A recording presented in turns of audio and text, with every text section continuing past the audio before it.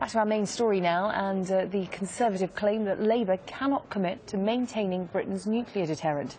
The Defence Secretary, Michael Fallon, said any deal with the SNP to put Ed Miliband into office would mean compromise over maintaining the Trident nuclear submarines. Well, we're joined now by Timothy Stafford from the Royal United Services Institute. Thank you very much for speaking to us here on Sky News this morning. Perhaps you can explain to us how important Trident is. Well, I think it's very important. The Trident system is composed of 4 Vanguard submarines, which means that Britain always has one nuclear submarine patrolling somewhere in the Atlantic or in other international waters, capable of responding to any preemptive nuclear strike by a foreign power. The net effect of that is to ensure that the UK always has a second strike capability, a retaliatory capability, and therefore deters any adversaries in extremis from taking such an action. It is quite a costly programme to run, isn't it? I know the Campaign for Nuclear Disarmament estimate that it costs £100 billion over its lifetime. In this time of austerity, any party that has to form a government will surely have to consider cheaper alternatives. Are there alternatives out there to Trident?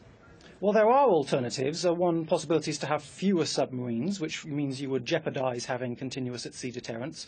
The alternative would be to pursue a different system, although disbanding the Trident system and creating a new one has a lot of start-up costs. But just on your point of the overall costs of the programme, this is actually a case of sticker shock, in the sense that the upfront cost looks tremendously expensive, but when you break down £100 billion, and that's at the very high end of the estimates, over the life of the programme, which means that the submarines would probably be in existence for 30 years, you find that actually the cost we're talking about is about £3 billion per year on average, which equates to just 0.3% of all UK government spending.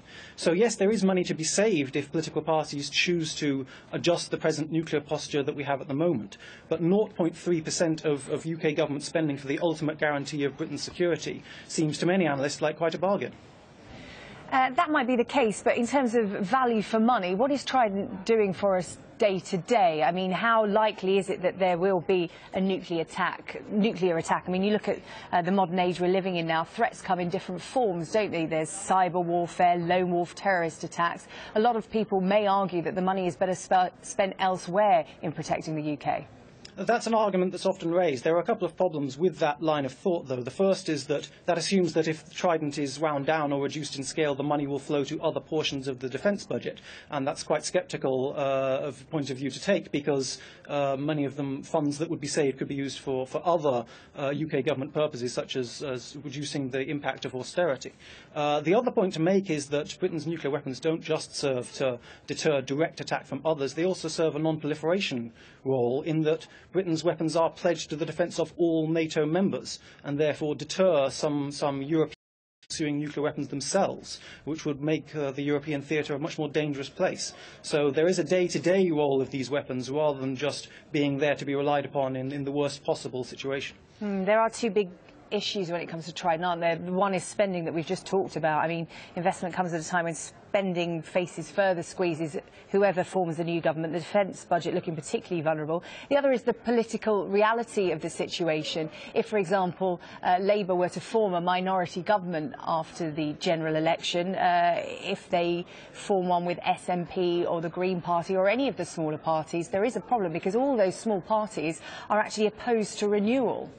Yes, and that is, I think, why this issue has come up at this time. The Conservative Party has always been broadly committed to a like-for-like replacement of the deterrent system with 4 submarines and continuous at-sea deterrence. And broadly speaking, the front bench of the Labour Party agrees. The reason this issue has come up now is that it's very unlikely that any party will be returned to the House of Commons with a majority, and therefore they will have to do deals with smaller parties. And although Mr Miliband has this morning come out and said that Labour's policy is to have 4 submarines, as is presently the case, there is still the lingering question of what will happen if a negotiation has to take place with the Scottish National Party, when Nicola Sturgeon has come out already and said that this is a red line for any negotiations that they would have to put a party into number 10.